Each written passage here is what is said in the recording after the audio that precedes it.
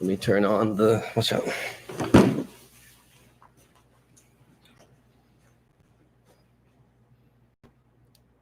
Oh my God, this one has been recording like the whole time. Oh, Alfonso was saying it was, and I was like, you're kidding me.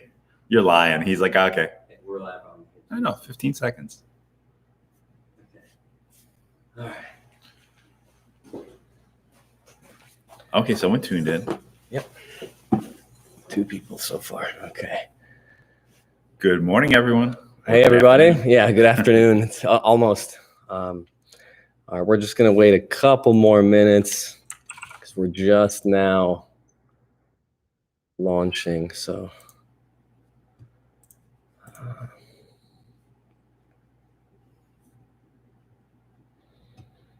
Okay.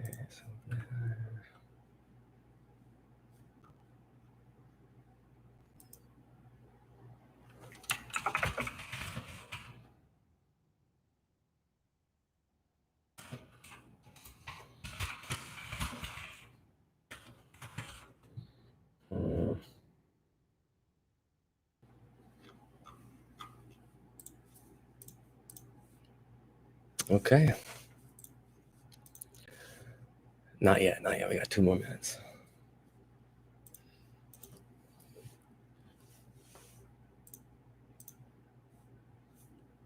Okay.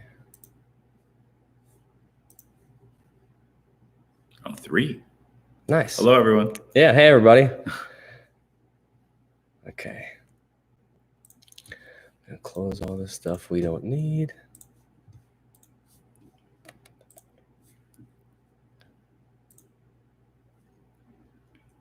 Okay. All right. I'm going to clap really quick just so I can line the audio up later. So, okay. All right. So people are starting to come in. This is Awesome. cool. Yeah. Thank you guys for taking the time out of your day to join us. You know, we got a lot of good information here, so hopefully we'll make it worth your while. And so you're going to notice us like look this way several times, and we just kind of have our notes, just you know, the things that we want to cover. And we also have to get a lot better about not looking at the screen, but you know, look at you guys in the camera. So that's kind of one of the first things we wanted to say is, you know, this is our first time doing this, so forgive any dead air or any awkwardness. You know, we're excited, but you know, we're a little nervous. So here we go. We are recording this video, so you will be able to reference it later. You can come back to it. You know, and we're going to have more visual kind of aids that I will edit into the video after the fact. So if you can't stay for the full duration, don't worry. You can always come back later and you know, check us out. So here we go. I guess the very first, you know, place where you start is with your camera. You know, the amount of people that, you know, send us files and they're shooting with a $2,000 camera, $3,000 camera, and they're producing like, you know, 5-10 meg JPEGs. And, you know, so the kind of this first section is to outline how to get the most amount of data retained, you know, during that transfer process. So from your camera to the computer. And so, you know, if you know about RAW, you know, then this is not for you. But if you don't really know what RAW is versus JPEG, you know, anytime you buy a DSLR camera, you know, you get to pick basically between RAW and JPEG. JPEG is it's a file format that compresses your file. And so, and Bernie, feel free to jump in. Not only does it compress your file, but it changes your file. That's the important part. Right. So not only takes the raw data, but it changes the values of actual pixels to make it smaller, which is great if you're going to share it to your friend for them to look at on their phone. Yeah. But it's terrible if you're looking to go into final print production because you're losing a lot of quality. Right. And the original intent that you caught is no longer in the file. So basically, you know, what we're saying is here's a good example. So say, for example, you take a Nikon camera and a Canon camera, and it doesn't really, you know, matter which one. If you set both of those cameras to JPEG and you go shooting, the images that you compare from those two cameras, are going to be different. They each basically JPEG means, I don't plan on printing this thing huge. Just give me a big enough file and interpret it based on, what Canon thinks this file should look like, or what Nikon thinks this file should look like. Whereas if you choose the RAW format, it's wide open. The sensor is collecting all of the data that it can. Let me see. So we got some questions here. Okay. Yeah. One of our owners just tuned in, and he said to introduce ourselves. So first learning experience. I'm Mirza. I'm the general manager at Image Wizards. And I'm Bertie. I'm the studio manager at Image Wizards. Yeah. And behind us is the studio of Image Wizards. Yeah, behind us is the studio. It's not the full studio. It's a corner of it. But this is where we hang out. This is where we play. So, okay. So back to RAW versus JPEG. So, something that you'll notice also if you transfer a JPEG file or a RAW file from your camera, from your SD card to your computer, RAW files are going to be bigger 10 times out of 10, just because there's more data there. So one of the settings is that it's the JPEG and RAW, and when you move the RAW files over there in DNG format, so it won't actually say like .raw, but just so you know. So now you've moved the file onto your computer. Actually, before we get to that, so one of the things that you're also going to notice on your DSLR camera is color spaces. It asks you which color space you want to have your camera set to. So sRGB is on there, and sRGB is a very narrow gamut. It's like we said earlier, it's for, hey, you want to send it to your friend, you want to post it to your Facebook. It's probably one of the most popular, though. Yeah, it is the most popular. True. It is a good gamut. It's not terrible. It's just that there are other gamuts that are better suited for printing photography. Mm-hmm. Yeah. So. Make sure you look up here too. Yeah, I'm looking at you in the picture. Yeah, I know. Monitor, so we're talking to each other through the screen.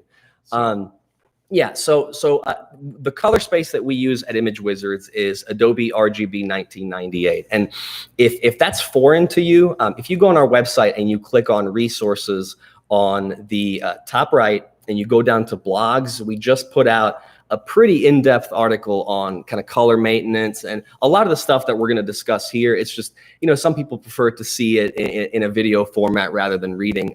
But if you want photos and examples of this stuff now, you can kind of go with there and sort of follow along with us. So we've got examples there, but basically a gamut is it's the colors that we are able to produce with the ink sets that we use in our process.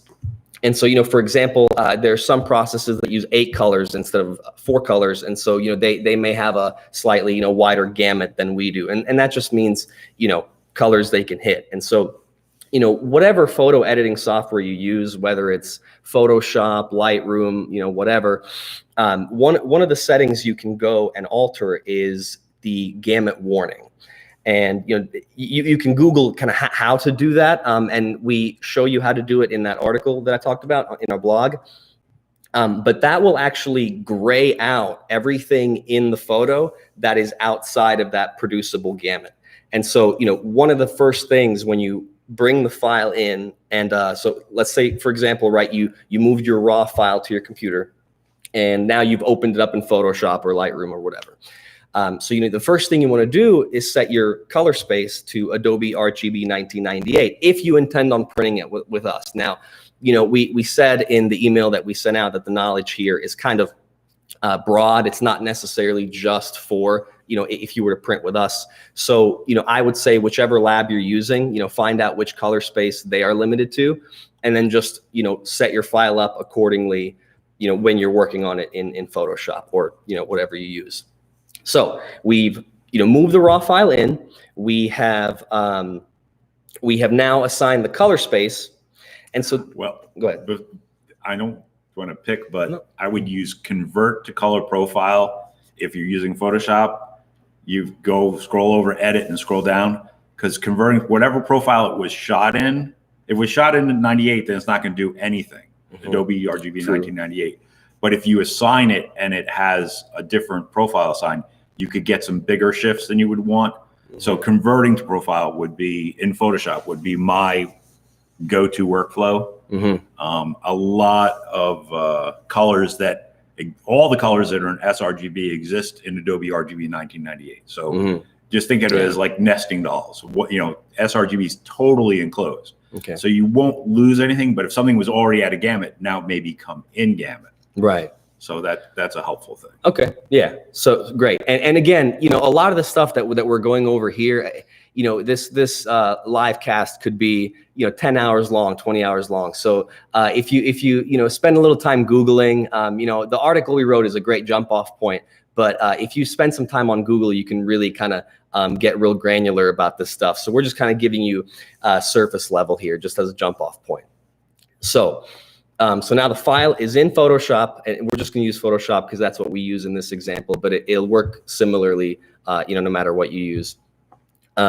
So we've got the file open. We have converted to our color space. And so now, you know, here's the part where more data is more important. So when you're in Photoshop, if you click on, oh, here we go. Bill's got a question. Let's see. Can any printer reproduce full ProPhoto color space? I would just off the cuff say no, because ProPhoto includes colors that can't be seen by humans. Yeah. ProPhoto is a great manipulation space. We're sort of jumping ahead of where we're going to be. Yeah, we'll go back to it eventually. We'll touch back on that, but in long and short, I mean, I don't think anything can produce what ProPhoto covers, because it's beyond the realm of what humans can do. So yeah, but I mean, you know, you don't have to be worried that if you are in a different color space, like, oh, my print's going to come to me all grayed out. No, we'll at least get you close. It'll look pleasing to the eye, you know, even, and we'll definitely call you and let you know if that's the case. Like if you know, we're just really struggling with your colors and we just cannot hit it, we'll call you and we'll discuss, but usually we can get pretty close. Yeah, so okay. So again, so now we have the file set up, and so here is where it, you know, the whole camera side of things is really important, and why RAW is important. It's the visual data. So a lot of people use super expensive cameras, and you know, they upload, you know, 5 meg JPEGs, and the reason that is because, you know, the camera is set to JPEG, and so it saves something basic, something that's easy to send, something that's easy to work with. If you're printing an 8.5 by 11, JPEG's usually fine. But when you're going large format, we really need to retain all of that data. And so the way you kind of check where you're at is if you click on edit and then you click on image size in Photoshop specifically. So what that's going to show you is the length and the width, and it's going to show you the DPI. And you know, in our articles, you'll see DPI and PPI kind of used interchangeably, even though they're kind of different. So DPI is dots per inch, PPI is pixels per inch. So you would use PPI if you're talking about like a monitor, versus if you're talking about print, you're using DPI. And so, you know, we always tell people 300 DPI is like the kind of gold standard. It's the best, you know, if the sweet spot. It's the sweet spot. 300 DPI, it's going to give you a nice, crisp, clean image. You know, anything lower than that, and your image is starting to suffer a little. Now, that's not to say we can't produce anything lower. I mean, we've produced, you know, images as low as 50, 60 DPI, especially, you know, with processing that's available. You know, and we'll get into that later as well. You know, but you know, we're just talking about kind of best practice now. You know, this is where you want to be to get the most out of your images, the most out of your camera. So when you go into image size and you look at what natively the image is scaled to, and again, you know, this ranges depending on, you know, which aspect ratio you shoot in. It depends on, you know, a bunch of different factors, but when you pull up this window, and we've got screenshots of this in the article as well, and I'll be posting those on the re-upload of this video. You know, obviously, if you adjust length, you have to adjust the width proportionally. You know, some people don't understand that, and so whenever we tell them, you know, hey, we can't print your image at 1624 because it actually scales to 16 by 20. And so what we have to do is we have to take that longer dimension, we have to go up to 24, and then obviously that's going to make that 16 go up because, you know, you have to increase size proportionately. And so that's what we mean. And so what you'll notice is depending on, whether or not you have resampling checked, what you should see is as you change one dimension in that window, the other dimensions will follow.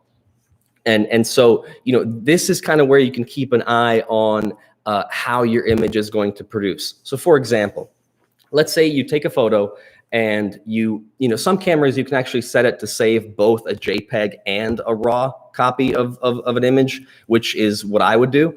And so let's just say, for example, right, we have the same file that the camera captured. We have it in both formats, and we opened up both of them in Photoshop.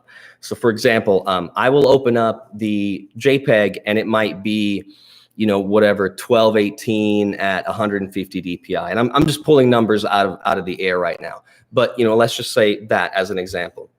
And then you open up the RAW file, and even though it may show the same DPI number, the quality of the pixels is better. And so, for example, if you take those two images and you go into that image size window, so edit image size, you scale them both to the same thing, call it, let's say 2436, and you click OK. Then what you can do is you can click on View, and you go down to Show Rulers. And so what we do internally is we will enable the ruler on the screen in Photoshop. Oh, hold on one second. We have a question here. I use one resize and I'll press on. Yeah, so thank you very much, Jeffrey, for the question. We are actually going to get into that. Yeah, On1 is great. I mean, there are a lot of different tools that you can use. Just a few minutes on Google and you can see, artificial intelligence and image processing has advanced so much just in the last few years even. Mm-hmm. And you've got companies like Google. They just made an announcement that they are going to release their image processing from their Pixel phones to Adobe for them to basically start offering that on all phones. So it's like, for example, you can have an iPhone, but use the processing technology from Google. So yeah, sorry to ramble, but to answer your question, yeah, On1, perfect resize. Yep, general fractals. You've got Topaz, you've got, what's that other one? The Alien Skin, or is Alien that more? Skin makes a lot of nice filters. Yeah. So, and sort of jumping into maybe the next, like our fourth point about camera settings is, you have the best quality image you can get, and sometimes you want it to be a bit sharper.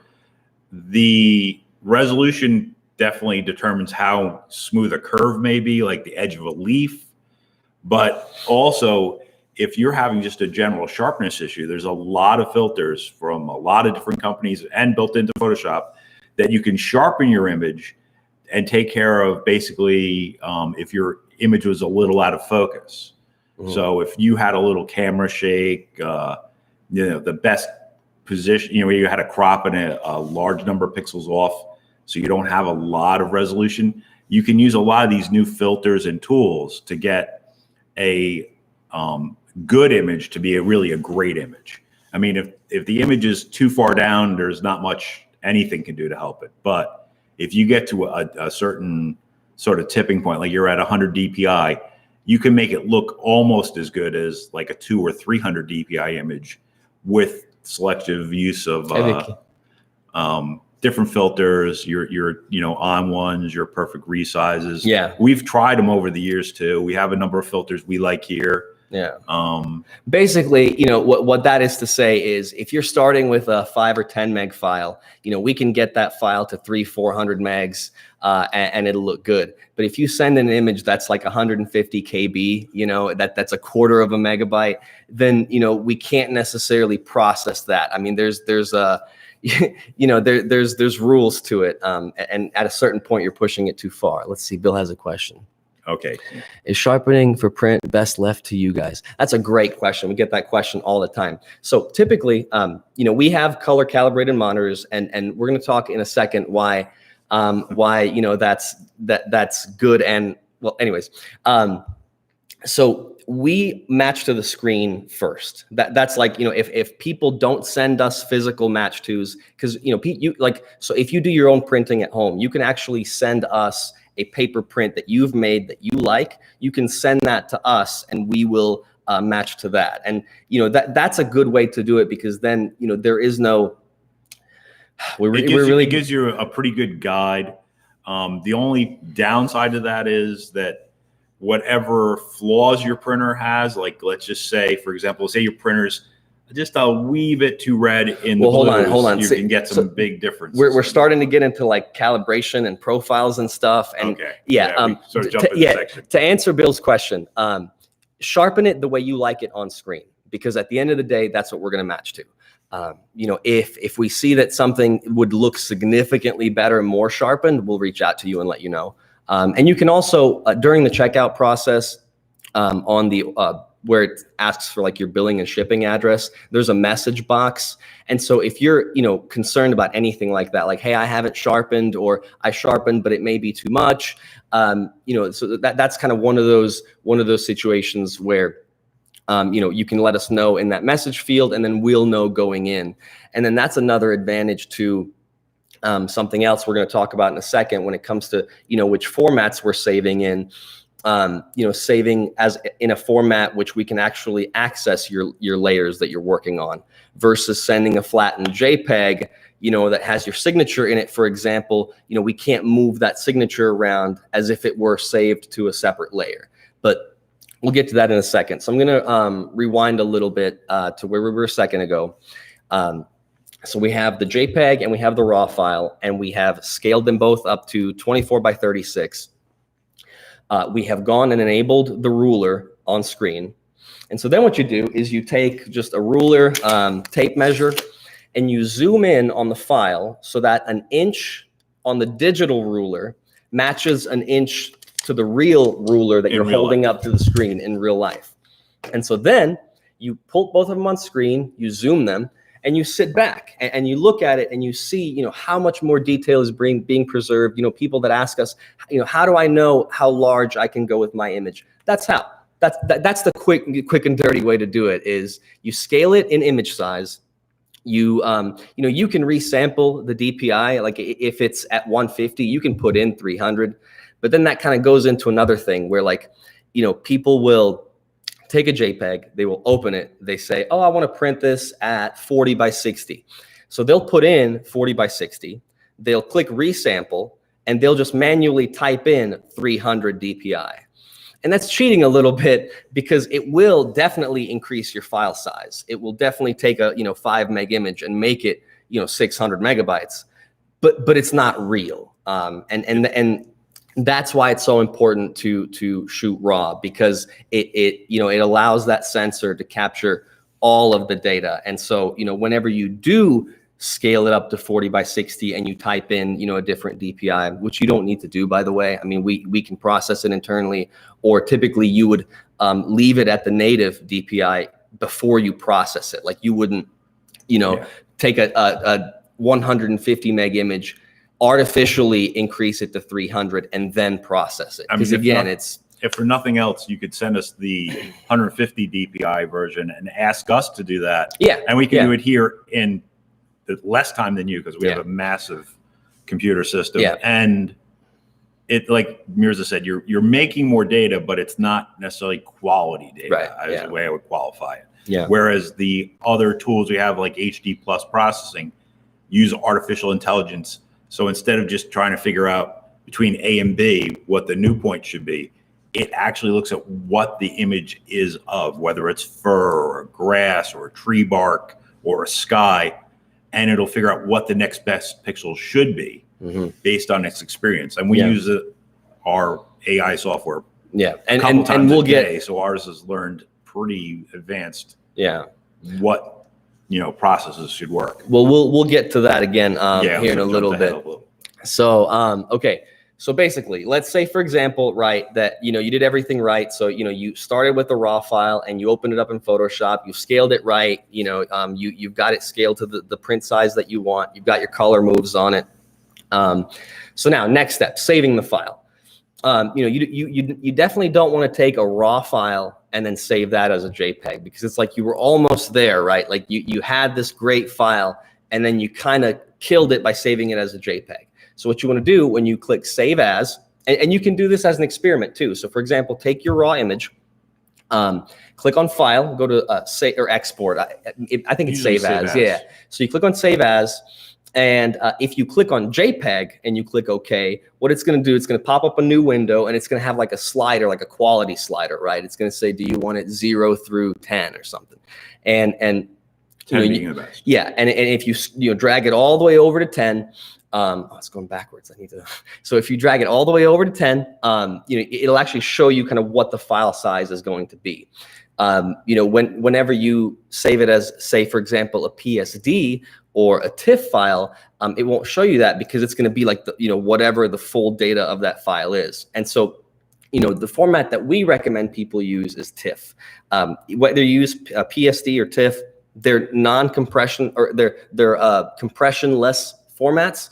And so what that means is, if you have a raw file that is 50, 60 megs, you're not going to lose any data saving it as this format, versus JPEG. And plus, saving it as a TIFF or a PSD allows you to retain all of your layers, which, some people are funny about that. They don't want, people to have access to their layers. But there is a point to that, and we're going to get to it here in a little bit. I already gave you one example about a signature, because we do have to adjust for bleed in our process, and so whenever we have your signature as a separate layer, it allows us just to move it in a little bit. Very helpful. Yeah, and so we'll get kind of more into layers and correcting color and stuff in a second.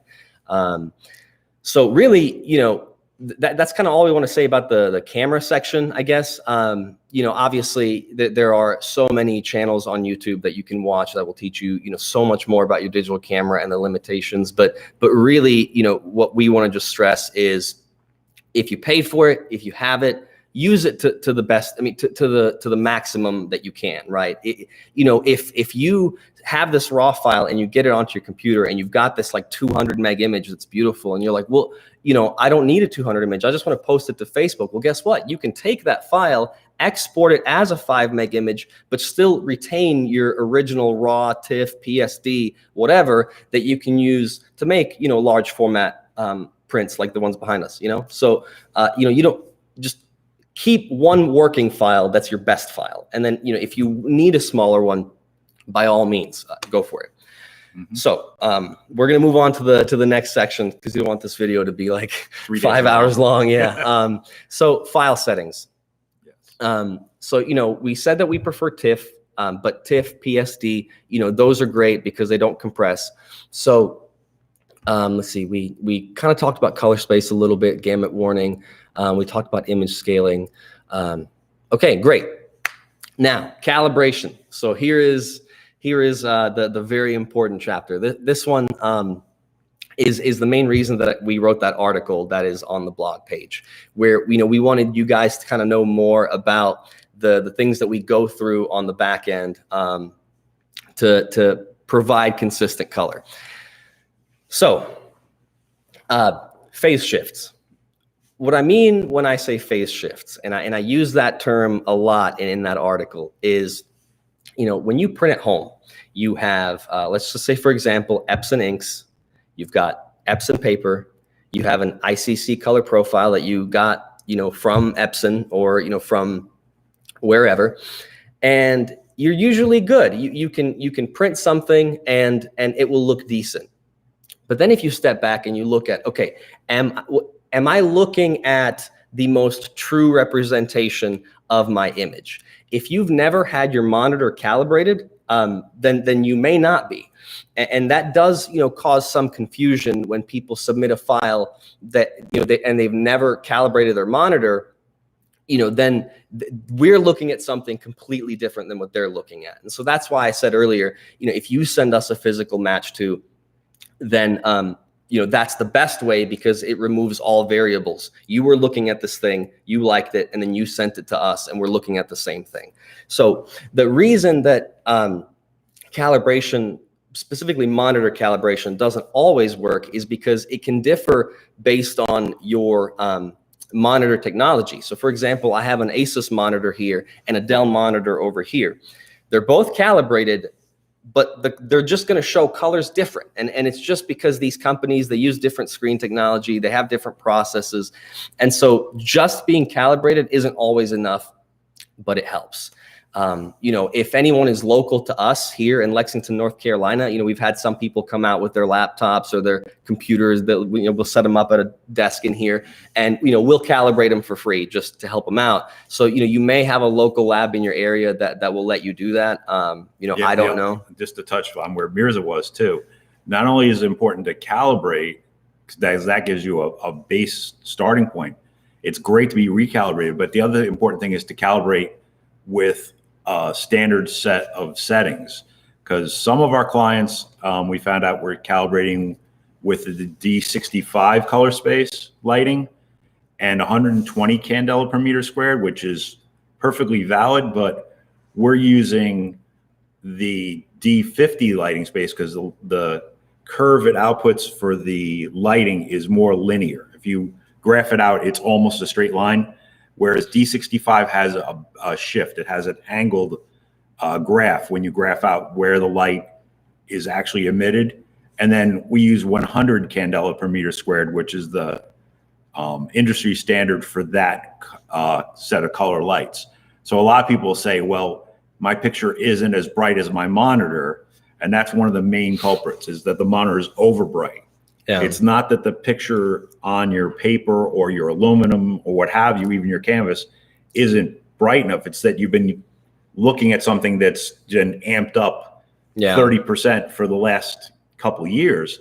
So you think that's regular, but what it is you've just gotten accustomed to a really, really bright screen. Yeah. So Bob from Rockville, hey Bob, he asked, what monitors have the truest colors from your experience? You know, typically I tell people to just, you know, what's your budget? First of all, you know, you assign yourself a budget, and then, you know, go online.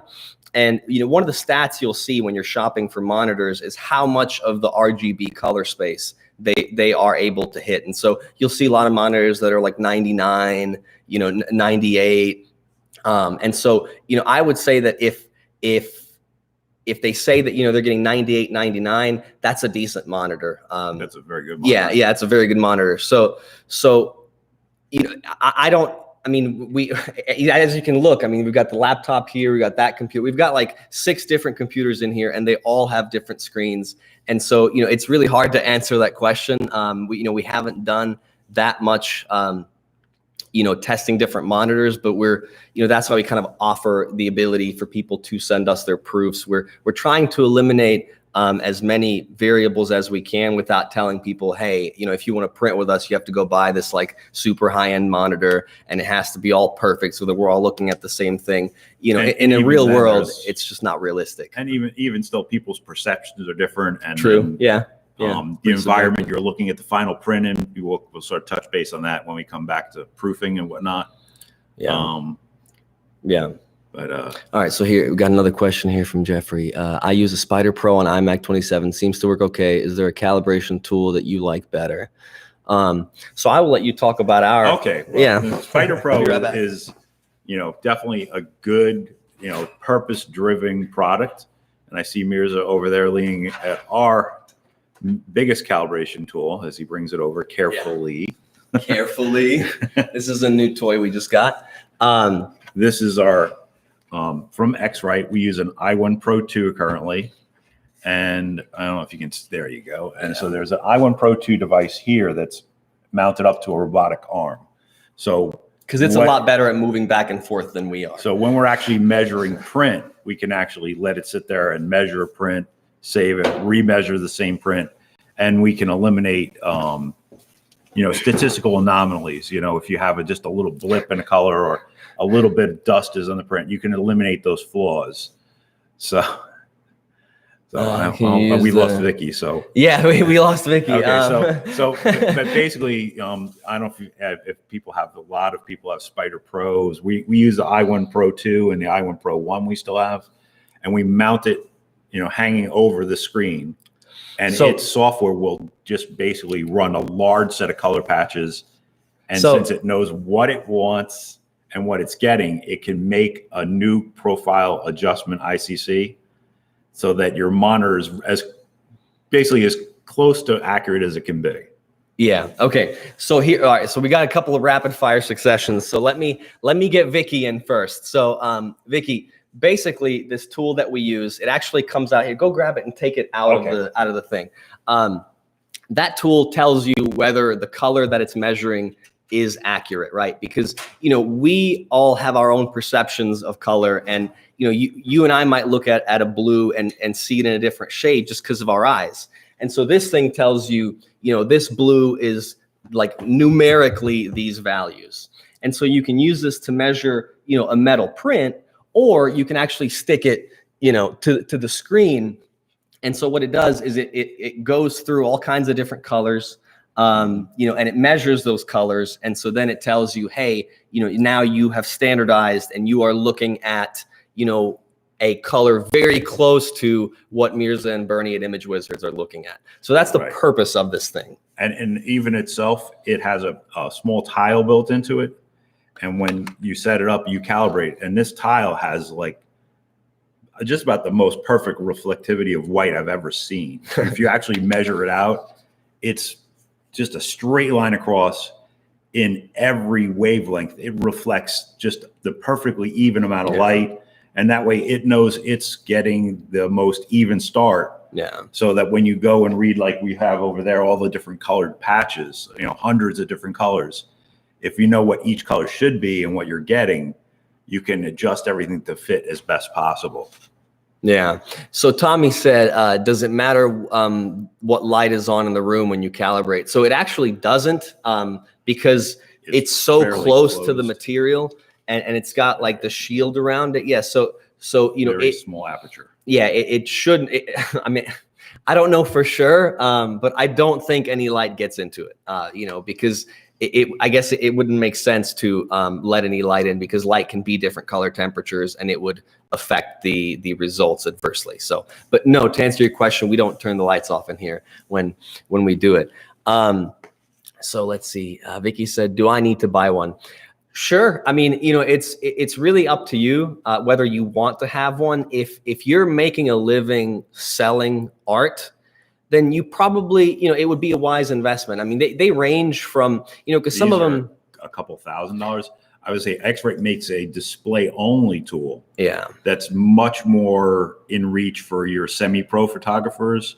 That might be something that you might want to consider as a, you know, just a business investment, because now what you're looking at is closer to what you can expect to get out. Yeah. So to answer your question, you know, if you have the disposable income and it matters to your business to be color accurate, then yeah, I mean, it would definitely help to be calibrated for sure. Tommy asks, how much time do you find yourself spending doing calibration? So much time spending doing calibration. No, so here's the thing, right? And Bernie is the guy for that, so I'm going to let him run with it. But I do just actually go ahead, Bernie. So there's a lot of different parts of calibration. Obviously, you calibrate your screen, you're good for a pretty good length of time. I find monitors don't drift rapidly, but with printers, every time you reload a different paper, a new set of ink, even topping off ink. If you like us, we use large format printers. You can't see any in this display, of course, but trust us. I mean, we can put like a liter of ink into our. We'll do a pan while he's talking. So okay. I'm going to be quiet, but. Okay, so just listen. So as you can see over here, a couple of our large format machines, those large tanks that are sort of square sticking out of the machine are where we place ink, and they roughly hold a little more than a liter each. So when we add ink to units, it will tend to change the way the color outputs, because I think the pressure changes, and there probably is very minuscule amounts of difference between one batch of ink and the next batch. I think Epson really does a great job keeping that really, you know, uniform. But even just the process of changing a roll of paper, or if you find you had clogged nozzles. I mean, it happens everywhere from your little, you know, $100 Walmart, you know, desktop printer to your great big multi-thousand printers. We get nozzle clogs even in a perfect environment. Yeah.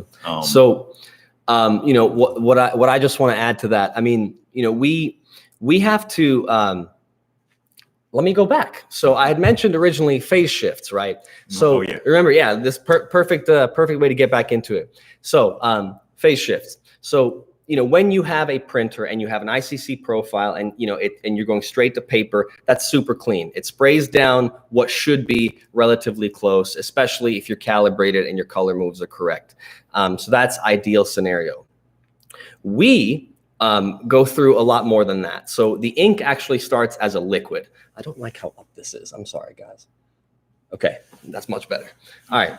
So our ink starts as a liquid. Mm-hmm. Then what we do, we pour it into the cartridges. It sprays the ink down on the paper. So it goes, from the liquid into the solid in the paper. And so it's a carrier paper that we use. Then we tape that to the aluminum. And then we send that through the heat press. And it uses heat and pressure. And it converts those solid dyes into a vapor. And so now it's changed from liquid to solid to a vapor. And it burns and embeds them into the layer into the coating on the aluminum. And so, based on that, the coatings are actually suspended at different levels, giving it like a three-dimensionality that, you don't normally see with paper. And it allows the light to hit the aluminum and bounce back through these layers, making these prints look backlit even when they're not.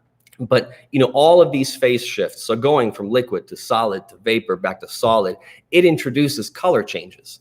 And so, people that place an order with us, they say, hey, I don't want you to touch my file. I don't want you to do any color correcting, and we usually yeah, okay. We could do that. Yeah, we could do that, but you wouldn't like what you receive because, usually the print file and then the client original file look totally different if you were just to open the files and look at them on screen. But then if you, take our crazy looking file, put it on the metal and then hold that up to the screen, it's actually going to match very closely to the client's untouched file. Yeah. I mean, for one thing, it's just the nature of sublimation. I've mentioned this to a ton of people individually. So now hopefully all of you can hear it all at the same time. When I ask for a sky blue, let's just say I need 30 units of blue ink and 15 units of red ink. It's a very simple mix. On sublimation, I might need to use 35 units of blue ink and another 10 units more red ink, and maybe just the tiniest bit of a couple other colors to get that blue to look the same as the monitor. Because when we image it under the heat and pressure Mirza was talking about, when we peel off the carrier paper, there's a percentage of ink that stays behind in the paper. You still can see a ghost. So when you spray, when you want 30 units of blue ink on your inkjet, it sprays 30 units of blue ink on your inkjet. You're done. There's nowhere else for it to land. There's nowhere else for it to be lost or get damaged in a phase shift. Yeah, like Mirza was pointing out. So all those things don't happen on canvas and paper, and they do happen in sublimation. So we always try to get the best possible, looking image, try to get to that intent that the artist had. We're using, a really, really large ink. If you ever come to Image Wizards, we have a massive heat press. So just to answer Tommy, it is just a flat press. It's not a roller. But this is a great question. So he says, I used to purchase custom ICC profiles for paper, ink, printer combinations from Kathy's Profiles, no longer in business. They were about $80 each. Is there some place to get affordable profiles? So, we've had people ask us for profiles, and what we tell them is, we could send it to you, but unless you have the same paper we have, the same inks we have, the same RIP software we have, and the same configurations that we have, right? The same press so everything else, at where you're proofing would have to be the same, for our profiles to do you any good. And they change all the time. I mean, every time, that we are profiling, we are numerically changing the profiles. And so they would really not do you any good. And that's why great segue into, talking about our proofing. That's why we started offering press proofs. And so, like I said before, the best way is, you do a print that you like, you see it, you like it, you send it to us, we match to that. That's the best way. If you absolutely can't do that, but you aren't in a rush to get the print. So if you don't have like an event coming up or something like that, and you have time, you can request a proof. And so on our website, when you're placing an order, it's an additional $25.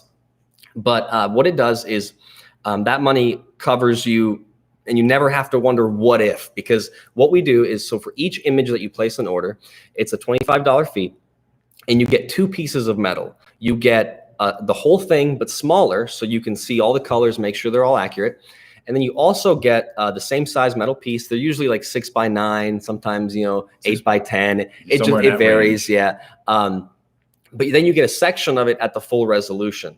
That way, you know exactly what the colors are going to look like. You know exactly what your detail is looking like. Yeah, you can tell if your sharpness is appropriate. Yeah. You can, if there's a really, when I pick out a section for detail, I tend to pick out, if it's say a person in the photo, I'll try to get their eye, their hair, it's part of their face, because those colors are memory colors, and it's just something you want to, get the, that's going to be the focus of the picture. So you want that, make sure that color is the best possible reproduction. Plus, like I like to tell people, is like, get some push pins, put it up on put them on the wall, step back. If you're going to produce a 40x60, if you look at it, a proof from, 15 inches away, in real life, you're not going to walk up 15 inches to a 60-inch print.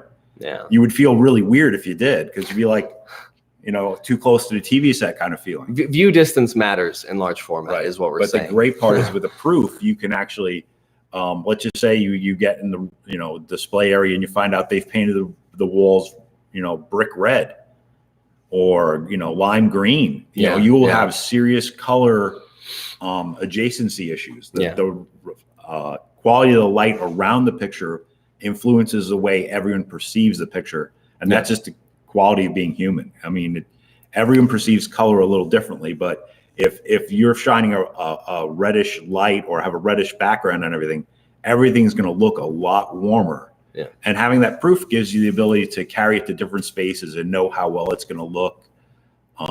And I also keep a copy of the proof that I send you. So basically you have twins.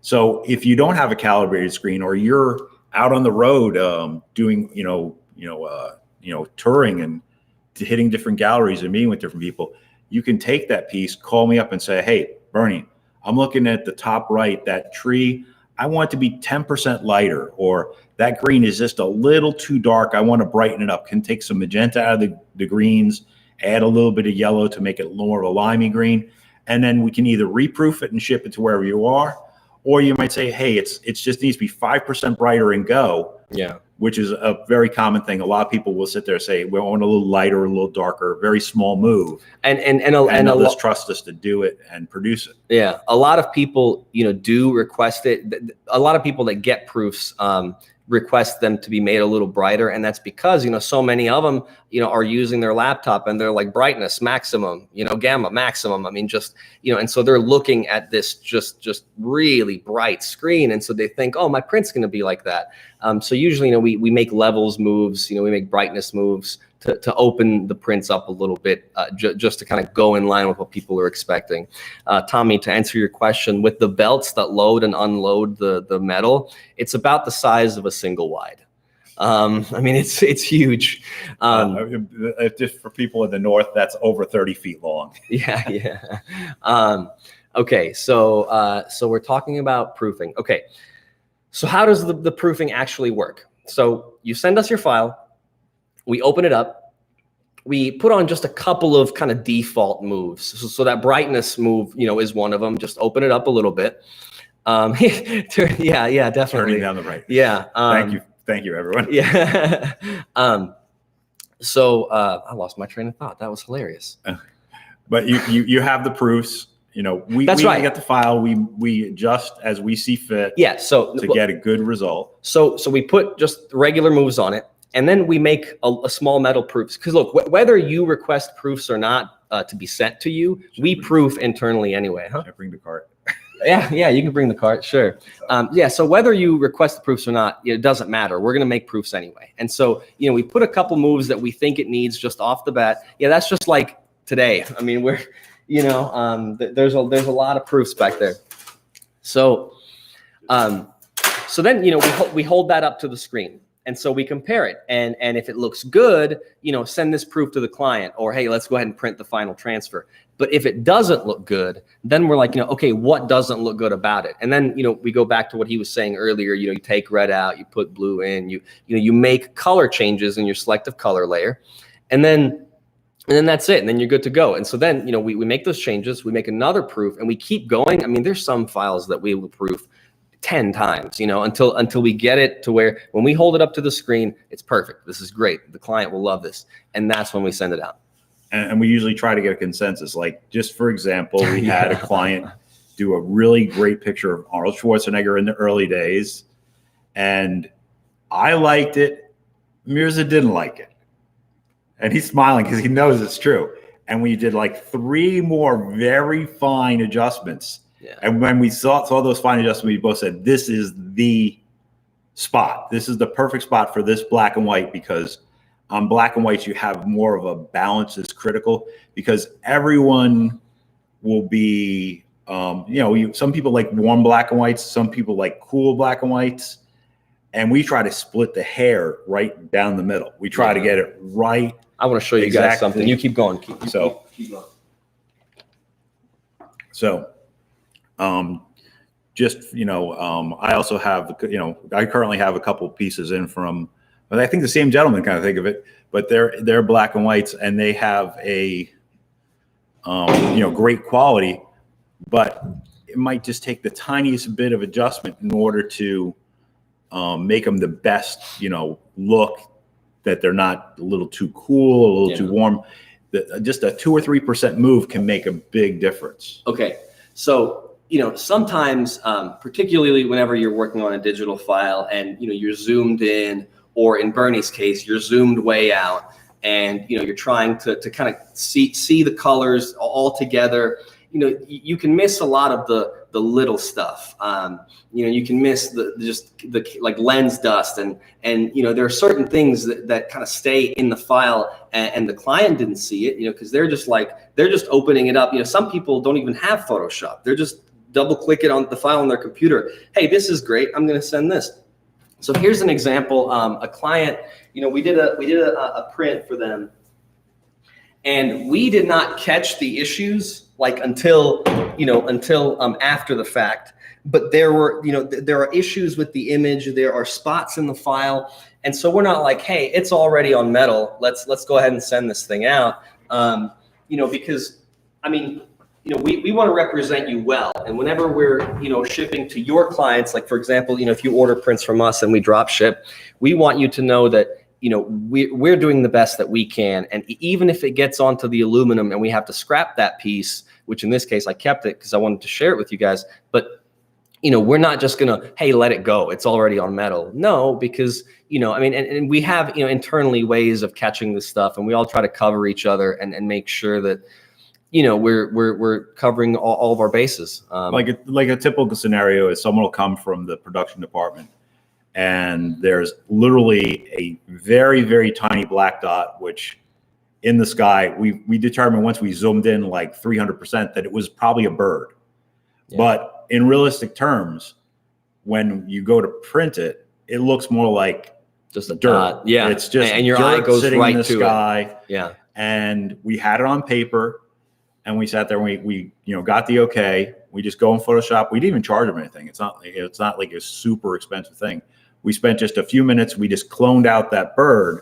But now it's sort of like taking a rocket out of a shoe. Just when you looked at the image, it was just smoother and more gentle and like graceful. Whereas that was just sort of an imperfection that didn't need to be there, and they didn't notice. We didn't even notice until it was on paper. Our production department caught it. Yeah. They throw the flag up. We get the okay to remove it. We remove it, and then we keep moving forward. Yeah. So we're really we'll internally stop stuff before a lot of other companies. I feel would. For sure. And that's not to disparage anybody. I mean, there's everyone has their own demographic that they're trying to go after. We want the you know, the professionals. We want the people that like really want kind of the highest end. You know, we will call you and tell you if there's issues with your file, if there's any red flags. You know, that's the service we provide. And so if QC ever misses something like that and you call us, you know, we have 100% satisfaction guarantee. And so if you're unhappy for whatever reason, we'll either redo the piece for you, we'll refund you. You know, we'll make sure that you know, the resolution we come up with is good for everybody in the situation. Because I mean, at the end of the day, we want you to be happy. And so let's kind of rewind a little bit and go back just to kind of the proofing. Because I want to add one more thing. You know, whenever we proof, I don't know, when I brought the arm and you guys saw like the little color thing here, let me show it to you. So when we're actually proofing and we're doing this, you know, we're printing a bunch of these things here.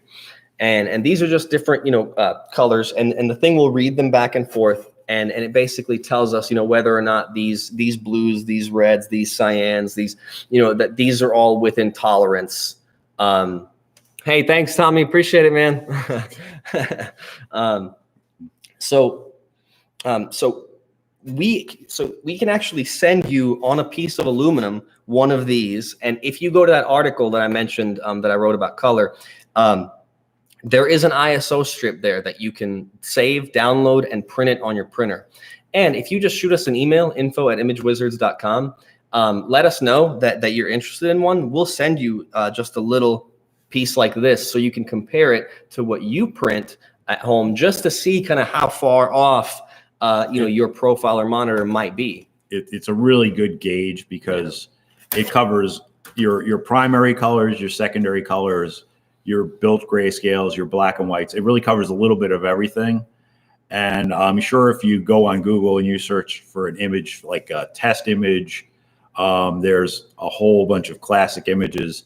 And once you get used to what to look for in each image, you can put something through your printer or look at a print, and it helps you be more critical about how good is the output. Yeah. I mean, we're really trying to be the best possible output for any possible image, because we see every kind of image. We see cars, boats, people, forests, abstracts, and we see everything. And we also see, you know, kind of weird things happen too all the time that, you know, we have learned how to catch it just after being burned so many times.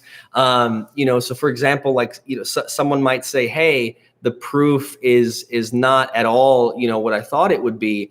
You know, and then they say, don't worry, I'll send you a match to. I'll send you a print for you to match to. And then we get their match to, and we open up their file, their original file, untouched. We open it on our calibrated monitor, and we take the match to that they sent us from their printer, and we hold it up to the screen. And they're night and day different. They're completely different. And, you know, how would we know that unless, you know, we are trying to communicate with the client about standardization, about, you know, hey, are you sure that, you know, this is correct? Because there are some printers out there producing some really funky prints that are being sent to us to match to. And that's fine. We can do that. But unless we know, then, you know, I mean, there's no way of knowing. I mean, we're not psychic. We're, you know, it's definitely a challenge. Light painting. And even to a certain, you know, degree, you're trying to make a dye sublimation process match a inkjet process. So it's got its challenges right then and there. If there are some colors that, you know, you're using from a very high-end inkjet, it might be really, we can get just adjacent to a certain color. So sometimes it's just a matter of it. And there are certain colors that exist in real life, like if you have a 24 karat gold bar, I like to use as an example, and you look at it, that's gold. Well, we have cyan, magenta, yellow, and black. No matter how many times you move those colors around, you can't make a metallic gold necessarily, but you can make something that reminds you so closely of the metallic gold in the rest of the concept of the whole piece that it looks proper. Like if you look above Mirza's shoulder, the 480 train image has a very copper feel to it. We don't actually have a copper ink. So we have to mix our inks. That's a great segue into kind of the finishes. So, you know, if you've ordered any prints or you've spent any time on our website, you know that we have 5 different finishes. We have 3 that have a white base coat, and we have 2 that do not. The 3 that do have a white base coat, standard. We've got the ultra gloss, we've got the matte, and then we have the semi-gloss, which is like the halfway point.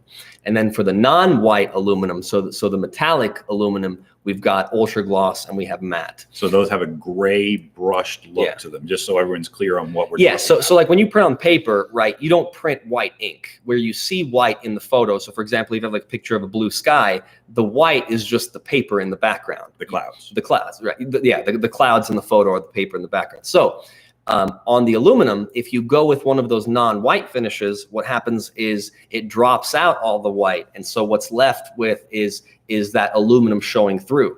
And so, for example, that same example, if you're doing a photo of clouds, the actual clouds themselves would be gray. They would be that brushed aluminum. So, certain finishes work really, really well on some things, and then they don't at all on others. Like that metallic finish, we had a guy place an order for, it was a group of polar bears. It was like a mother polar bear and her 2 cubs. And it was just a close-up shot, and it was like them huddled together, and it was just snow around them, and they were just white. And he picked that finish, and I said, we can do it for you, but you're literally just going to see 3 sets of eyes and noses. Because you would lose all of that detail in the white. And so there are certain and you can rest easy knowing that if you do place an order like that, where you pick a type of aluminum that does not work with your image at all, we will call you and we'll say, hey, are you sure you want to do this? And another advantage too to ordering proofs is, if, say for example, you're getting one print and you're doing like a big print of 40 by 60, and you're wondering, do I want to do white ultra gloss or do I want to do that white semi-gloss? So what you can actually do is just request an additional proof. Just that field where I was talking about earlier, that you can drop us a note when you're on the checkout page, on the page where it asks for your shipping and billing address.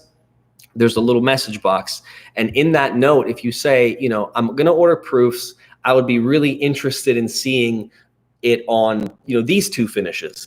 And so we will actually throw in an extra proof for you, so you can see it on 2 different finishes, and then you're making an actual informed decision instead of just, hey, I wonder if maybe, like for example, one office picked out white gloss.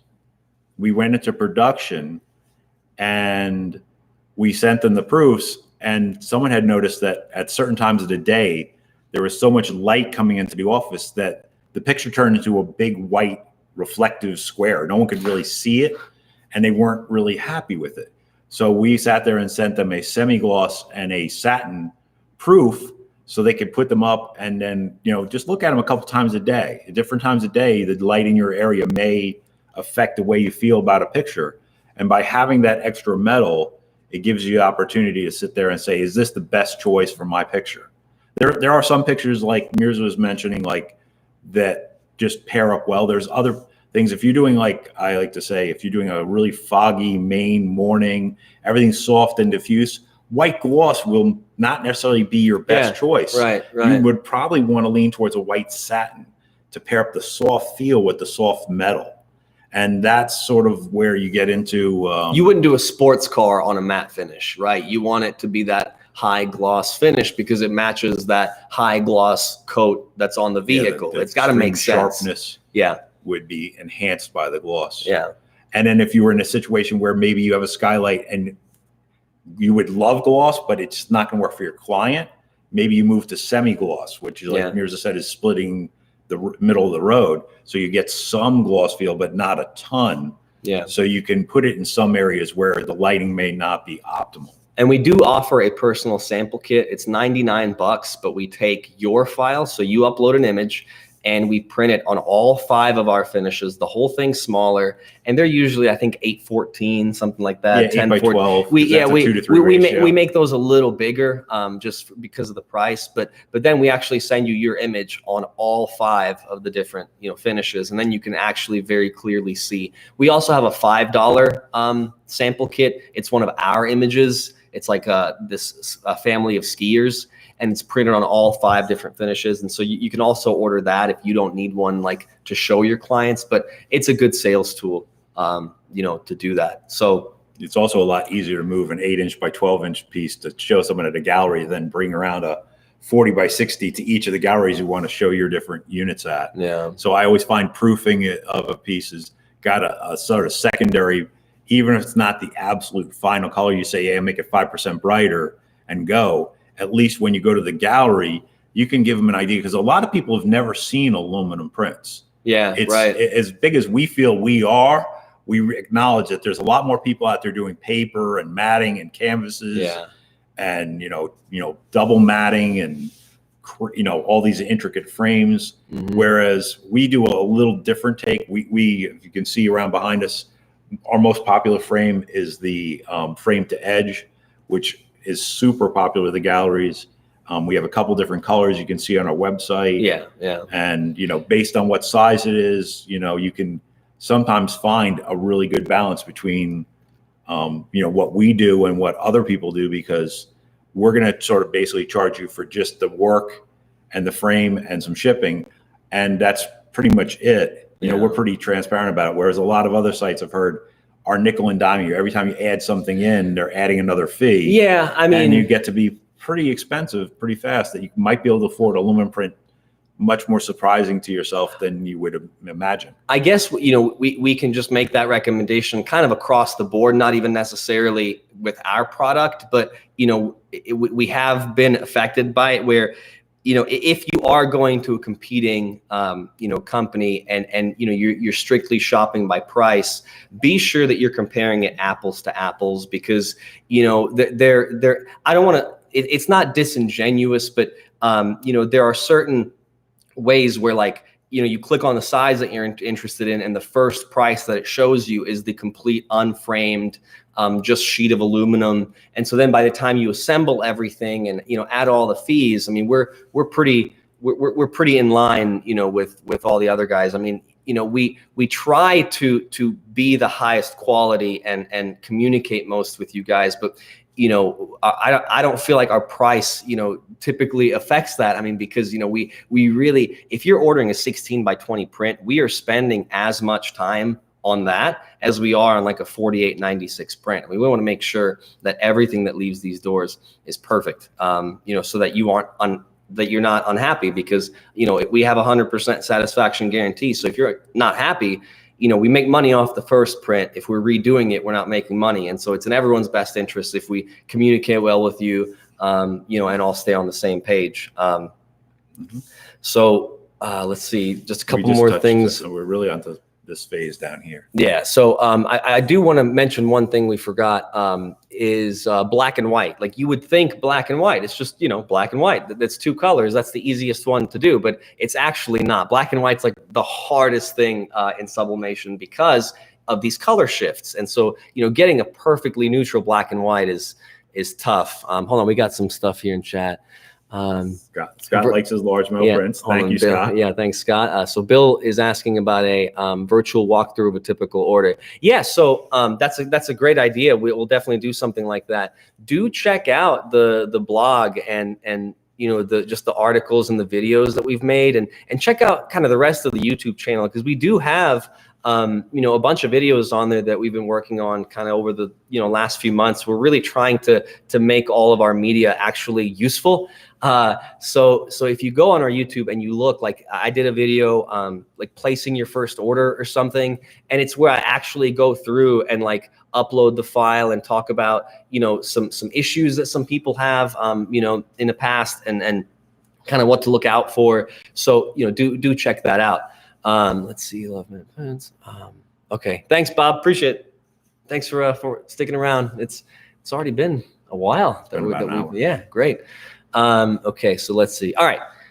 So earlier we talked about image processing, and we talked about kind of if you don't have a large file, or let's say, for example, you saw this video and you're like, oh, great, noted. Okay, I'll switch over to RAW. That's perfect. Oh, okay. Thanks, Vicky. Let's see. Yeah, sure. So more on black and white issues. So, when you hear the term black and white, you don't think about a blue black or a red black or a green black. Again, when you're printing on paper and all of your profiling is in line and all that looks good, it's a lot easier to get a perfectly neutral black and white print on paper than it is, on this medium where we're going through these phase shifts that have these color changes. So like very often, we'll print a black and white print and it'll be, way too yellow, or it will be way too green. And so then we have to add red, or, I'll let you, elaborate a little. It's like I sort of said or alluded to earlier, it's sort of like trying to balance a pyramid on its point. At any given point, if you lean towards one of the colors, you get a little bit of a hint of a hue. Now, it's sometimes like a bluish black isn't really unappealing, but we try to get it to be very, very neutral if that's was the intent of the client. And the way we do that is we look at the file the way it's sent in on the screen. So if they either send it in as a grayscale, we know that they intended to be a black and white image. Then it's guaranteed that that's what they intend to have. Sometimes some people do have a little bit of a cast. They'll leave a little bit of more blue channel than your red and green channel because they want it to be a little cooler for where they're displaying it, and that's the way they feel the image produces best. But that's one of the reasons, like I said, we make a proof, we check it against the monitor, and if we find we need to add 2 or 3%, sometimes that's the thing, like we were talking about the Arnold Schwarzenegger print. Sometimes 3% is all it takes to move it from a good print to like a perfect print. Mm-hmm. And we'll spend that extra time, we'll check it and make sure.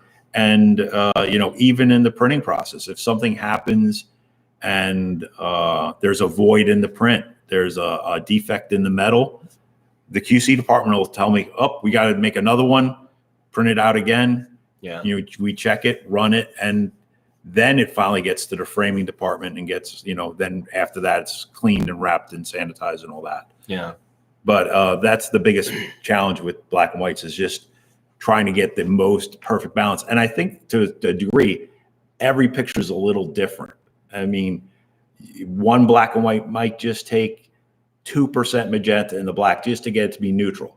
And you might get to another picture and that's just too much. Yeah. It's sort of surprising. And I guess that's just because there's some, images that have, even for black and white, they have a pretty big gamut. And when you try to fit that gamut into what you can output, maybe it doesn't align perfectly. So there's a little tiny mismatch that causes just enough that people can see it. But we don't want people to sit there and think that it could have been better. We want the people sit there and say, that's an image as a print. I can tell because it's that good. Yeah. So that's more or less when it comes to thing. I guess we can sort of dovetail into about HD processing. Yeah. We really didn't talk. Well, one more thing, because we're going through this list. We don't want to miss anything. This right here. And because this kind of goes into more file setup. So diptychs, triptychs, the style of photography where, you're taking one image and you're splitting it into, whatever, 2, 3, 4, 18 different panels. Typically 3. Yeah, typically 3 for a triptych. One thing you have to keep in mind, and I have a video about this on our YouTube. Let's just imagine, for example, right, and I have this in the video. There's an elephant and he's got his trunk up, and you take that print and you cut it into 3, okay? If you don't lose any of the image, so if you're literally just putting a slice and separating them, what you'll notice is if the trunk goes from like the second to the third panel, it won't be lined up right. Like it'll look askew it'll look wonky.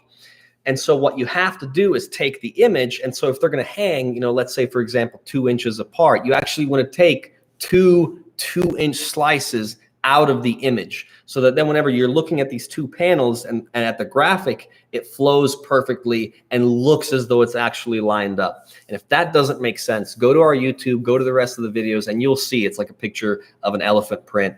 And then visually, when you see it, it'll totally make sense. There are some images you can get away without doing that. I will say a lot of landscapes or oceanscapes, since the horizon's usually perfectly straight, you can get away with just cutting it and moving it aside. And you can move it aside 4 or 5 inches and be perfectly acceptable. But you got to be aware that when you do these diptychs and triptychs and quintics and whatever different number of panels you want to cut your piece into, that is a possibility. And if you have us do the cuts, we can use our processing to make the enlargement and the crossover, the maximum quality. We can enlarge it that extra bit. Thanks, Jeffrey. Appreciate it. Hey, Donna, thank you for joining us. Yeah, we're definitely it might take us a couple days because what I want to do is I want to take the video and actually add some visual elements to it. So if we're talking about gamut warnings, I want to actually show gamut warnings on screen. So it might take me a few days to do that, but yes, eventually we will post the video. And when we blast out the next newsletter, it'll definitely be in that. So if you've been getting our newsletters, which by the way, if you used to be subscribed or are not anymore, we've really revamped a lot of what we're doing just kind of on the outreach side of the company. So talking to people more on our social media, writing more useful material, making useful videos. We're really trying to double down on that. Yeah, if there's any topic someone really wants to hear about, sure, reach out to me or Mirza, and we can either talk to you one-on-one on it, and if it gets to be really popular, we can do another live cast. Yeah, for sure. I mean, we have a lot of tools here that your average person might not get a hands on, but we have ways sometimes that you can get that almost the same quality without going through as much back and forth and whatnot. We have a lot of things we've done over the last years to make things better. Yeah, I mean, one of the things that I want to mention is we don't batch our work. So if you place an order today, and we get 10 other orders today, we are not working on all 10 of those orders at the same time.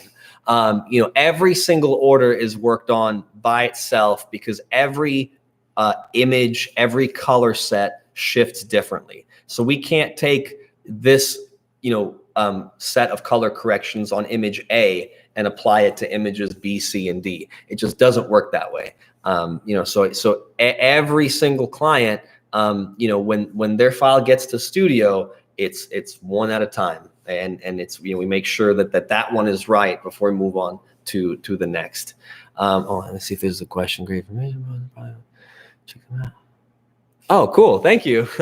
Appreciate that. Thank you, Mackenzie. Yeah, thank you. So what else? Okay. So I think that's it for that section. So we just wanted to mention a couple of kind of file setup things before we moved on to the other stuff. So we mentioned it a couple times earlier, kind of the HD plus processing, up-resing, that kind of thing. There's several different ones you can choose from. We use Topaz internally.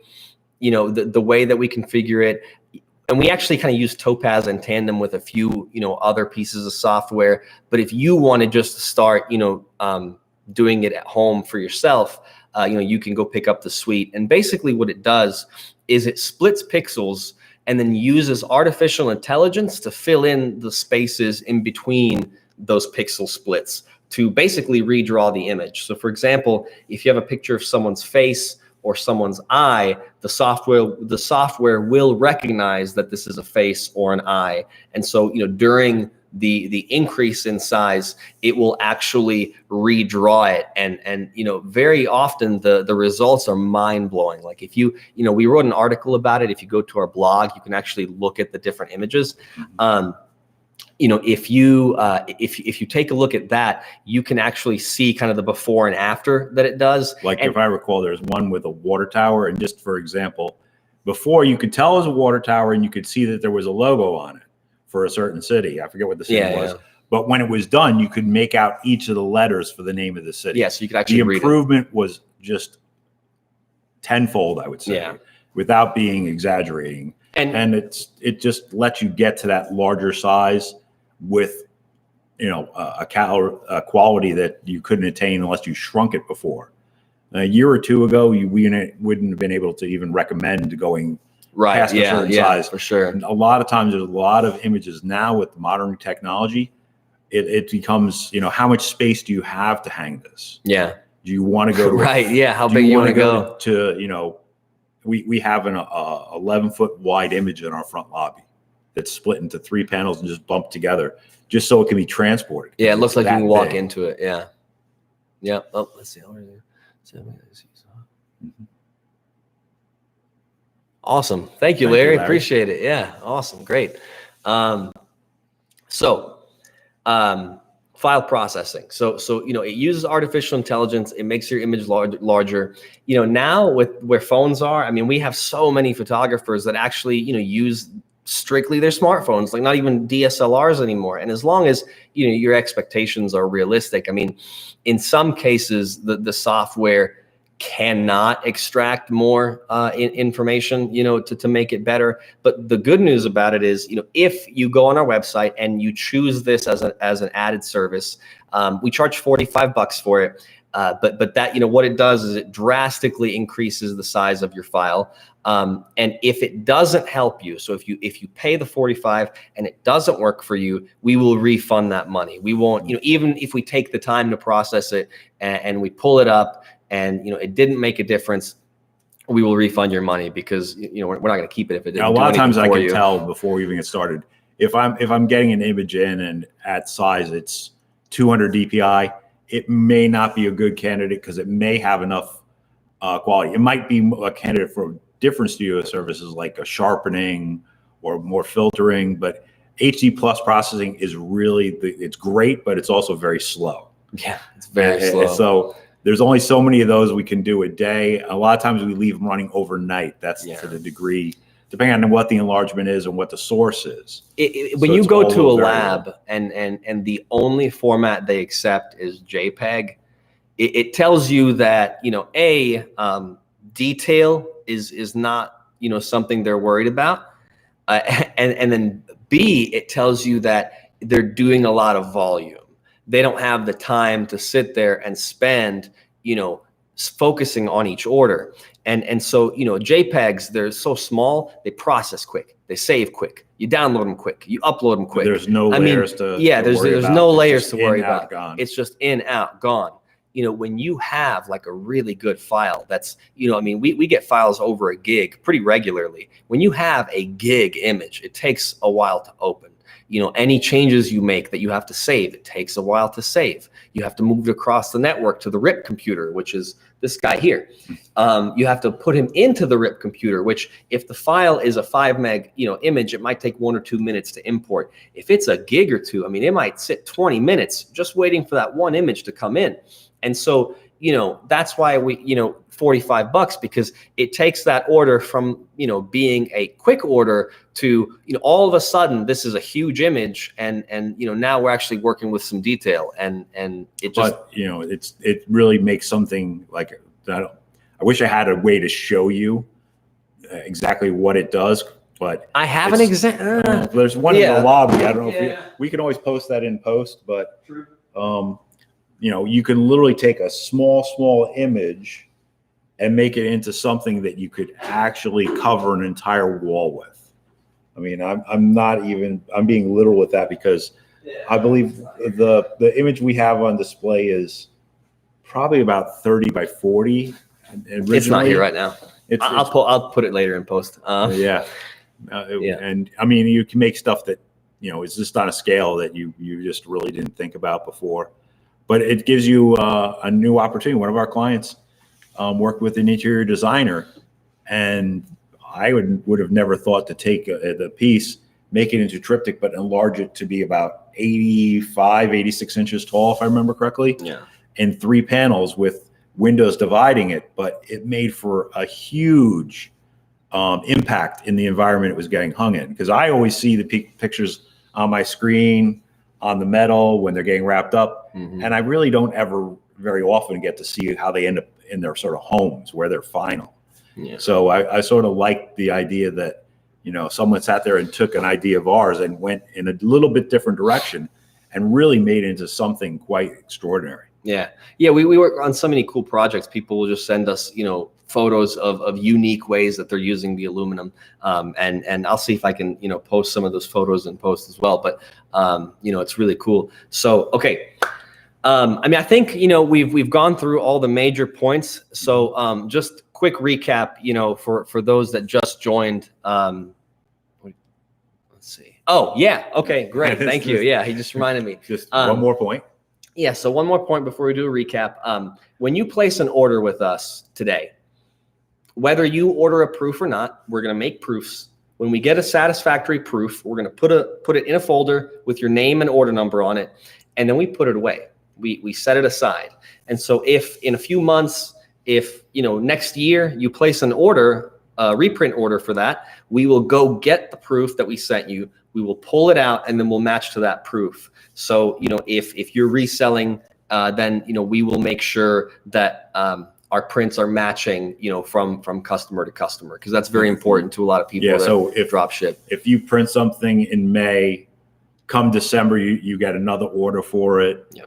Or even if it's the same image but a slightly different size, we'll pull that metal sample that's this big. But now we have something in our hands that we can actually see, and it's been stored in an envelope out of the light. It's perfectly preserved. Yeah. So it's basically the same as the day we made it.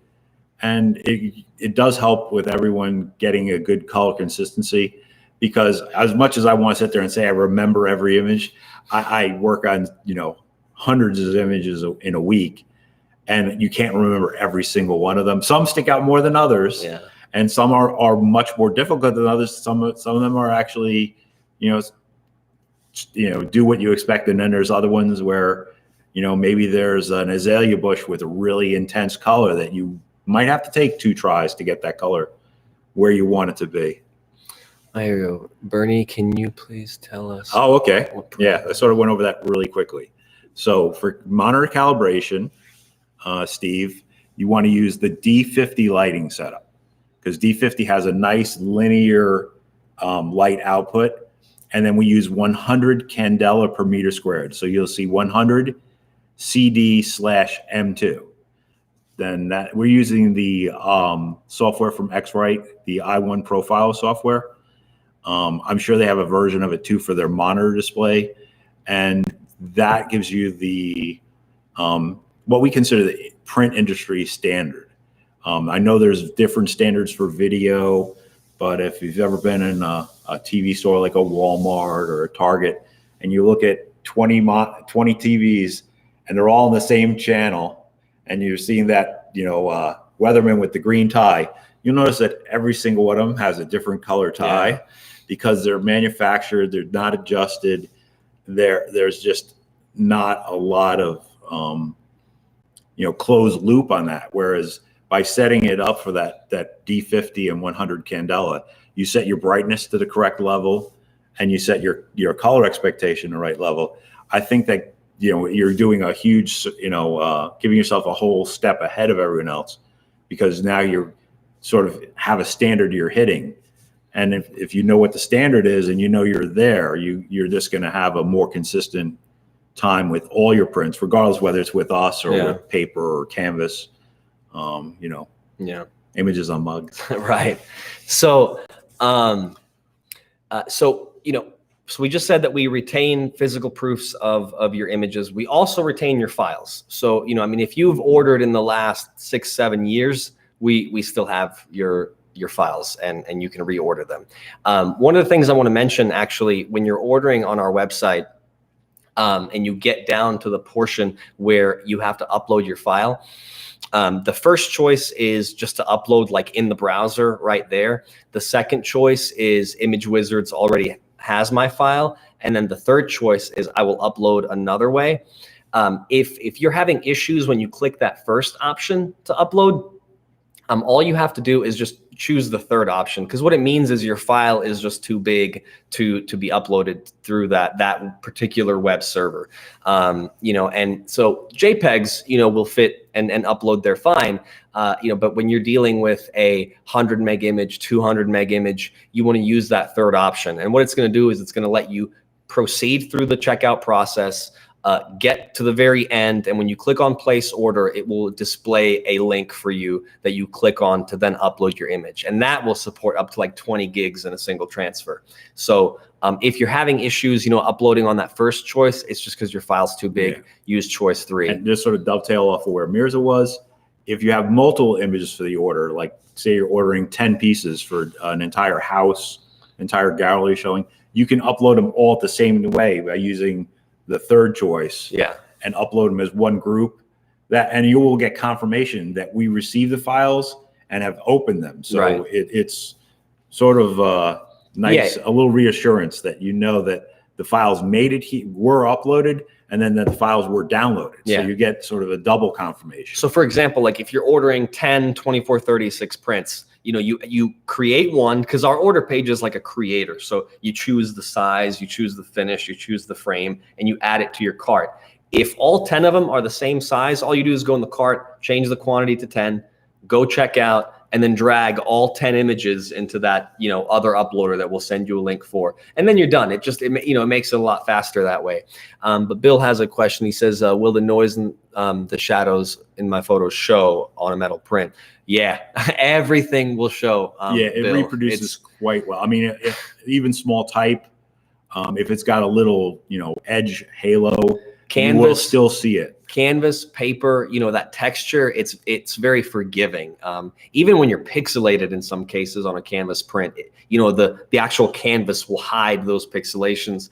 On the metal, it doesn't hide anything, man. If it's in the file, it will show. But when you're checking out and you're on that page that has the billing, shipping address, that message field, anything you want us to know, anything you're concerned about at all, you put in there, we'll read it. So Bill, if you wrote into that box, I'm concerned about the noise in the shadows, we will run it through some denoise filters here. We will try to clean it as well as we can. If it's an issue. Yeah. And then the other, like, we can filter it, or and if you want to see that, if you want to, be a part of it, in that same message box, just put, hey, can you please email me a before and after of the noise in my shadows after you guys work on it.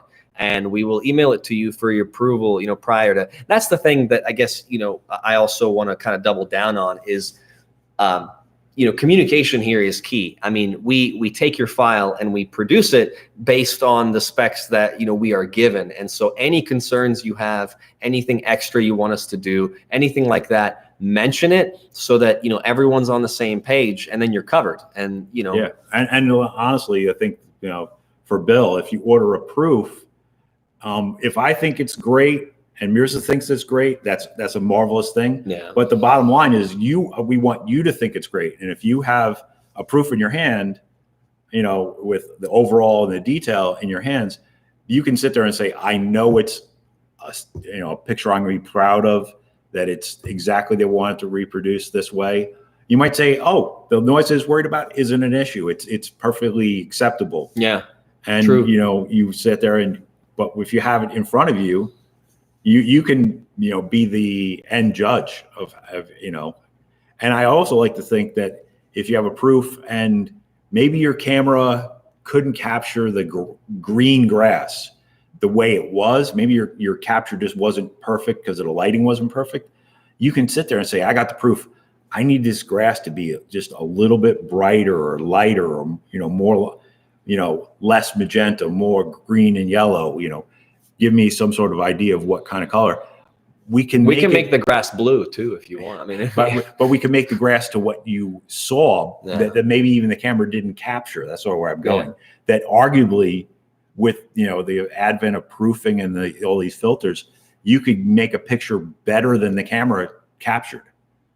There's the long and short of it. Yeah. I don't know if anyone else out there has any other questions. Yeah, I mean, so just to recap real quick, right? You want to make sure that whatever camera you bought, or want to buy, that you do the research to make sure that you're getting the most out of it that you can. I'm trying very hard to talk to the camera. It's so hard. You want to make sure that you're getting the most out of your camera. You want to make sure that, once you create a file with this camera, that you don't break it. You always want to save that original raw file and then, copy it and then, work off that. Always have that original file that you can always go back to if you mess something up. So get the most out of your camera, get the most out of the files by, working in lossless formats, by making sure that you're scaling properly. Make sure that you're communicating with us your concerns. Make sure that, if you are not calibrated on your screen, then you probably should order a proof, because you may not even know what your image really looks like, because you don't know whether you're a little bit off or whether your monitor is like way out in left field. I mean, you never know. You know, and your printer could be that way too. I mean, that's the thing, you know, people just kind of plug and play, and they just assume, hey, I've got a printer now, you know, I've got a camera, I'm just going to click print and I'm going to order this print. Why doesn't it look exactly like mine? You know, so just be conscious of that. You know, we'll do everything we can on, you know, our side to make sure that we're communicating with you, that we send you proofs, that we call you if we see any red flags. And that's it. I mean, you know, we're here 8 a.m. Monday through Friday. So if you ever have questions, you can call us anytime. Yep. Eastern Standard Time. You know, if you want to email us, you know, my email is mi@imagewizards.com. He's Bernie at imagewizards.com. BERNIE. Yeah. Just or you can email info@imagewizards.com, and it will go to like everyone in the company. You know, so yeah, I mean, just let us know if you have any concerns. So that was the recap. Does anybody have any other questions? I mean, this has gone, you know, a little over an hour and a half. That's pretty good for our first ever, you know, endeavor. Yeah. And, you know, I'm sure we'll do this again when we collect enough things to talk about and share. If there's any topics, please just email me or Mirza. Oh, Don's asking about UV resistance. Okay, good. Yeah, great question. Your area. Yeah, great question. So, you know, we do have, no problem, Vicky. Thank you. We do have permanence testing that we can email you guys if you request it. So just shoot us an email. There is UV protection in the coating, but we still, you know, recommend it being treated as fine art. You know, the aluminum is so durable. Like if you get a glossy finish, you can actually use car wax and like buff it and get some micro scratches out of it. You know, we've seen people literally, one guy, and I don't recommend you do this, but he said, hey, I just wanted to see, you know, how much I could stress test this aluminum. And I took a piece of it and I put rubber bumpers around it and I filled it with bleach, and he just let bleach like soak on the metal, and it did nothing to it. He said, I just spilled it, wiped it off, everything was cool. So while I don't recommend you display the aluminum in bleach, what I'm saying is, you know, they are very durable. So if they're hanging across from a window and it's getting, you know, 3-4 hours of sunlight a day, that's not a big deal. But you know, if it's in a sunroom and it's in, you know, a shady spot, you know, heat, sea salt, air, you know, hail, you know, snow, like cold, heat, none of that affects it, but direct sunlight, you know, will cause them to fade. And we do have an external aluminum that will last like 3-4 years. The regular panels will last you about 2. But you know, if you I mean, if you're concerned about that, you can always get the external aluminum. And we're working on some things, you know, kind of, you know, behind the scenes, trying to improve on that. But yeah, I mean, I would just recommend you definitely, you know, display indoors, treat it like fine art, you know, take care of it. And the fading happens very, very slowly. So it may be the kind of thing where you sit there, if you do end up in a situation where you want to display it, it's still going to hold up better than your paper and your canvas. So it may be the best of the worst, you know, situations, because like I said, we have a UV inhibited layer on that metal. So it is designed to, you know, right, we have the one exterior finish. Yeah. As a thing, one exterior has that UV filter. Yeah. As compared to paper and canvas, I was just saying it's going to give you that little more lifespan. Yeah, I mean, whether you get the external or not, if you put this outside and you put a paper print outside, the metal prints are going to last way longer than the paper. I mean, you know, so if we're talking about, you know, just pure UV protection, I mean, you know, it's good, but it's fine art. Steve had a question. He said a print done by a big name imaging house where a car had many tones of red present in the aluminum print. The reds were flattened. Is this the case of sublimation process? Honestly, Steve, you know, I can't speak to another lab, but I'm actually, you know, you've kind of piqued my curiosity. So if you will shoot us an email and send us the file, I would love to do a free proof for you and just send you a sample, and let's see if we can. Yeah, I mean, if we can not do that. Yeah, you know? I don't know if it's we can't tell from here if it's a situation where it's just the gamut of reds, or it's just their quality control. Yeah, I mean, did you send them a JPEG or did you send them a 16-bit, RGB TIFF? TIFF, Yeah, yeah. RGB TIFF. Because if you sent them a JPEG, then there's probably not a lot of data there going, through the different shades of red. So definitely send us like the best possible file you have. But yeah, I'm pretty interested in testing that 16-bit TIFF cal. Yeah, see, that's great. So should. Because I want to read what he's saying, because when I post the video, it's not going to have the chat on the side. So, Steve asked about the tones of the red, and he said that he used the 16-bit TIFF on a calibrated monitor. So I don't know, Steve. That's pretty crazy, man. I mean, let us take a stab at it. Just like I said, we'll do a proof for free, and we'll do like a 4-inch by, I don't know, 16 like long or something, just to kind of give it like that full size. But yeah, because you're gonna be like we did recently a Ferrari, and the whole car is red, but there are just hundreds of shades of red in every curve of that Ferrari. Yeah. And in our print, they were maintained. So I mean, it's not the same file. But yeah, let's take a shot at it. Yeah, thanks, Steve. Yeah, thanks, Steve. Any other look forward to questions that. before we peel out of here?